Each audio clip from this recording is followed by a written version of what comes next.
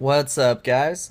Alright, so we have chapter 800 here. The chapter was basically about Luffy's alliance and, how he would react to it all. As usual, I'm recording on the iPhone, so I will be looking at some notes. So here we go.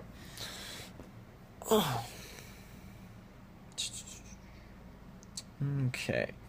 Alright, so yeah, Luffy refuses the sake that would, solidify the relationship between the pirates. Pretty expected, but he really could have gone either route. I don't think Oda would have been so predictable that he would have just gone for Luffy just outright accepting the sake.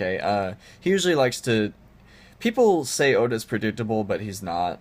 He always adds in little underlying twists of unpredictability, so that's enough to throw people off. I mean, no one I've seen can ever predict One Piece accurately. So, uh,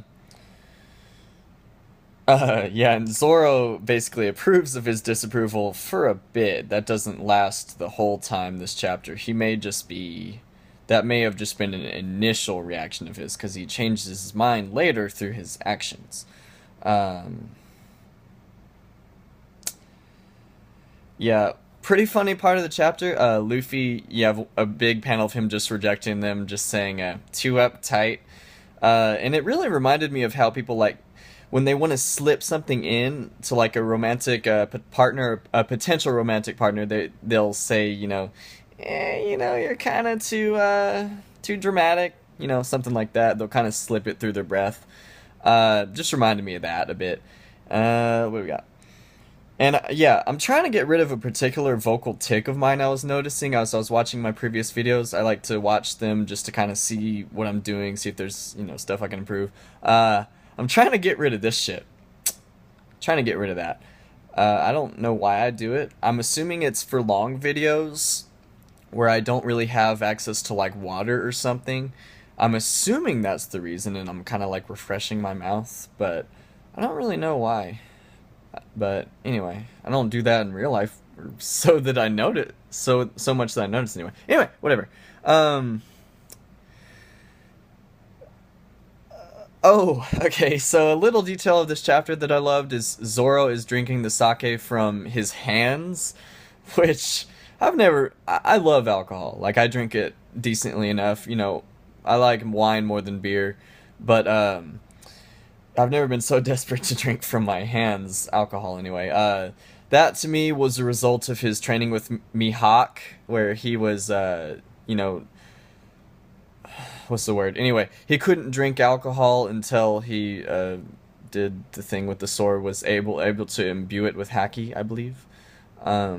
So yeah, he's been without it for a long time. So yeah, he's definitely got the craving. Um, yeah, Luffy's ultimate desire to be free reveals itself again. It moves his compatriots enough to want to follow him more, to admire him more. So now it's not just like Shaki's little group that knows about his ultimate goal of being the Pirate King is because he wants to be the freest man in the world. It's not because he wants to be some overlord. However, a Pirate King is so. They're the commander of all the Yonko, basically, when there is one.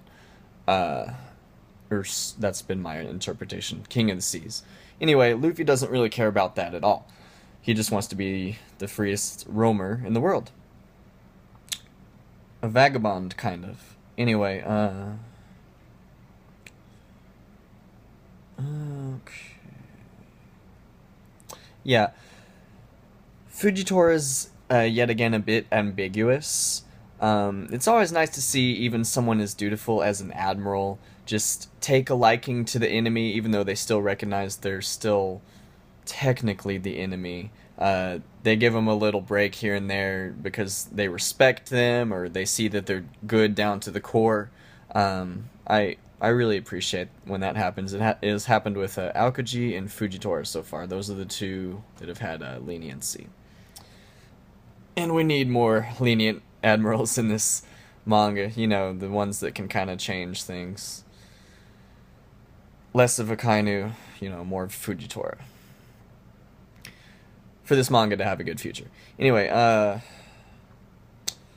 Bartolomeo continues being an exaggerated representation of what the audience is supposed to feel. Um, how do I feel about that? I think it's fine because even though his reactions are exaggerated, so are a lot in One Piece. Like there's a lot of emotional reactions, so he fits right in, to be honest. But yeah, that's obviously what he's supposed to be, is a representation of us in the manga. So kind of helps us self-insert a little bit. Uh, it's always countered a bit by other characters, like say Idio, like he's saying, "Oi, you can stop crying now." So it's not like directly endorsed for us to act that way. You know, there's a bit of a counter to it, so Oda can still slip in how we're supposed to react, even though there's a counter there. So it's saying we don't have to react that way. You know, kind of. It's even kind of making him look ridiculous a bit, which maybe Oda is saying that, you know, overreacting fans are being a bit ridiculous.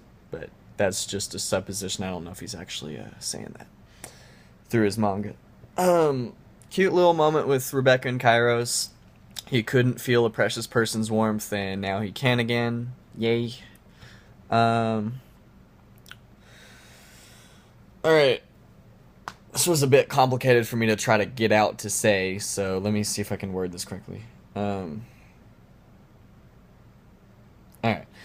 I like how the narrative bubbles make it known that it isn't completely Luffy drawing them towards them. It they may have their own underlying motivations as well, and that helps broaden the characters. I really liked that it's just not totally Luffy drawing them towards him. It could be just that, but the narrative bubble there to me is implying a little bit that it's not just that. It's saying it could be either or, but since it's introducing the possibility through literal overt narrative text, I think it's implying there's the possibility they have their own motivations as well, which, come on, they do. Anyway. Sorry. I'm still trying to crack my back. If anyone has any recommendations on how to improve back problems, let me know. I've tried planking, I've tried EMPs, which are electronic whatever pulse machines. Those are pretty great. You have to use them regularly, though. Make sure you get a strong one. Anyway.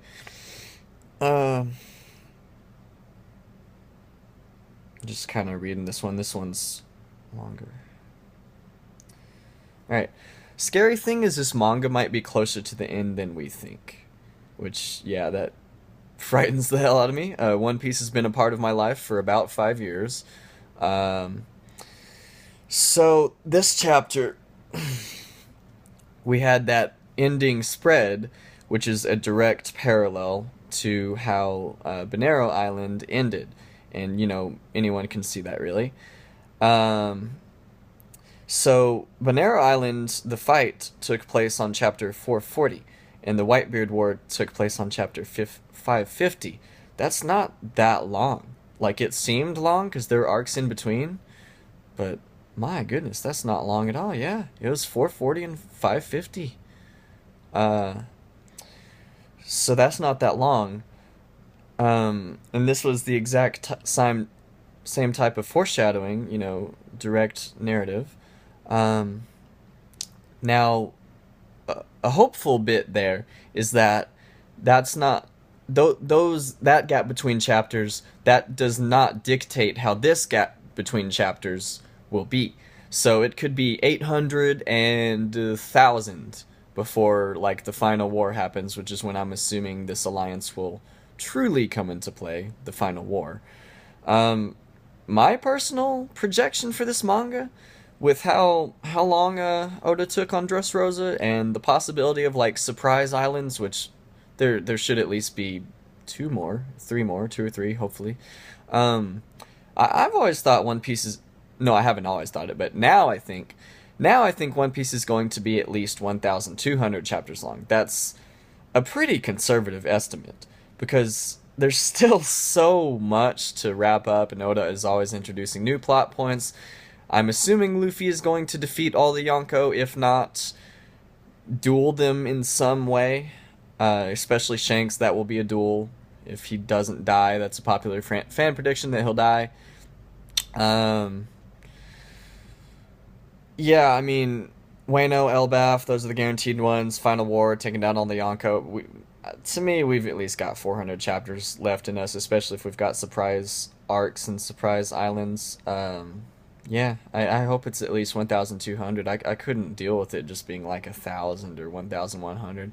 I don't think that's even possible unless the unspoken happens, which we all know what that is. We try not to talk about it, but Oda, our guy, he's not leading the healthiest lifestyle. Thank the Lord, if you believe in that. Thank the Lord that Oda takes those weeks off, because, you know how mangaka's schedule is. If you look into it, they get 3 hours of sleep regularly. How long are their work days? 21 hours? Yeah, 21-hour work days, usually. I can't even fucking fathom that. I had a friend who worked at a hotel, and he did, he says that he did 32-hour work days. I don't know how legal that was, but obviously the company was getting away with some shit. But he says that's how long he worked, and I believe him. He's got other people backing him up on that. The hotel was understaffed, so somehow they got away with it because, people wanted money. But, so yeah, he would at least get a good night's rest after that. I couldn't do 21 hours of work, 3 hours of sleep, backed up by 21, 3 hours, 21, 3 hours. That's not a life I want to live, even if it was my passion I'm pursuing. Yeah, bit sad what these mangaka have to go through, but it seems like once you get seniority, like Oda has, and you create something truly great, that since the manga companies like Shueisha depend on you, then you can kind of set your own terms. Yeah, so that's a thing Oda has going for him. So he takes those week vacations, which have got to help tremendously with his sleep schedule. He sees his family, Shirley, and or I may have read a comment somewhere that he still spends most of the time in his office on his weeks off. I hope not. I hope he visits his family. Anyway, I'll continue the rating system. I'll give this chapter a 3 out of 5. Good. It was just kind of a standard progression chapter. There always has to be a certain element of unpredictability to keep things good. And this chapter had that a little bit. It was just kind of standard. The drawings were really good. Oh, speaking of that, this video is already at 13 minutes, but I have to talk about this. Alright. So, let's get down to this. Let me look at this a little bit, because I worded this a specific way. Yeah, I think I mostly got rid of that vocal tick this video. I'll have to watch it. Anyway. Yeah, alright, I think I have it down. Alright. So, Oda has gotten so good, so efficient at drawing this manga, that it's starting to feel a little mechanical. That's a thing I noticed with this chapter, and a reason why I couldn't totally get into it. There's not that raw way that he was drawing the manga back when he was first starting. He was still finding his feet, which, after you've drawn for so many years, you do get more professional at it. But I do miss some of that organic feel of the manga. Like, if you look at Luffy's faces this chapter, don't they feel a bit manufactured? Like, Oda kind of went into his, I don't know, Luffy expression collection, and he made new expressions, but I don't know, they just feel a bit manufactured to me. And that kind of worries me a bit, because if Oda's story is starting to get so grandiose that he feels that he has to mechanically and methodically play out, how his characters are going to act, especially the main character and the main characters too. If he feels he has to script it because the story's getting so grandiose that he can't keep up with how to write them unless he consults notes, which I'm sure he can, but you know kind of what I'm saying. But anyway, then perhaps the story is kind of slipping from his hands a bit. He seems to have control of it right now, but I don't know, it just felt mechanical this chapter. Yeah, I think that's mostly what I wanted to say. Uh, yeah, I'm not even going to disguise it. It's a definite worry I have about the story. Um, but, you know, it's. I'll still be able to enjoy the manga even if it feels a bit, yeah, mechanical. But anyway, I think that's it. Let's see. Oh, I want to talk about this. This is completely unrelated to the manga. Check it out if you haven't. The rapper Lil Dicky released a new video. It's called Save That Money. And it's a subversion of how rap is. You know, instead of spending all that money, it's about saving that money. Something I can relate to very much. I say as I'm recording on an iPhone, have a clunker shit car. You know, pantry is empty and I could have purchased food a long time ago. Expired bread in there. I feel bad, but yeah, whatever. Lil Dicky released a new video. It's a very entertaining video, very rewatchable. I'm mostly a fan of how he did it, and I'm a fan of the burger segment at the restaurant. I just like the rapping there and how simplistic it is, and I love that part, and the voice, of course, and the annoyed waiter. There's a lot of things about that video. I got some time. I don't really care about the length of my videos. Yeah, the fucking sorry, that was my Wii remote. The fucking model in that video, dude. Oh, the main one. We all know who I'm talking about. Oh my god. So ridiculously hot. And if Lil Dicky in that model, I think I read her name is like Ariana something or whatever, I don't care. Oh, I looked her up after I saw the video. If Lil Dicky and that chick have not hooked up yet, that needs to happen. She's clearly down, dude. Even if there's money being thrown around, she's into it. There's not really discomfort there. She's into it, dude. So I hope they have hooked up. As weird as that might be. The other models were great too. Oh my god. I loved how when the guest rapper came on, Lil Dicky interrupted him because of something I've complained about for a long time. Guest rappers, you know, rapping just kind of out of the context of the song, they're just kind of going off about whatever. And Lil Dicky stops him mid-rap, and I loved that. That was great. Because he's kind of saying to those guest rappers, you know, hey, you can't just fucking do your own thing. You're on a song. Try to fit in a little bit. Yeah. So anyway.